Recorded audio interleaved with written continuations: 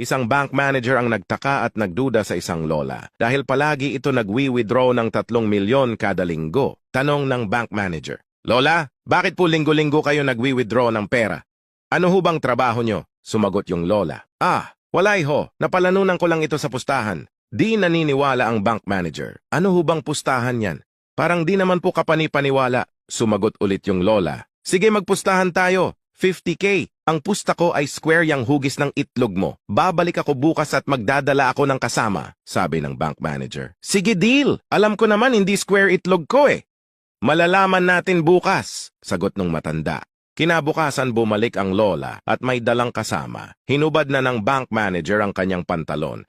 At hindi hugis square ang itlog nito kaya binigyan ng lola ng 50K ang manager. Sabi ng bank manager, "Paano ho kayo nagkakapera dun talo naman kayo?" Bumulong yung lola, "May pustahan din kami nitong kasama ko. Sa halaga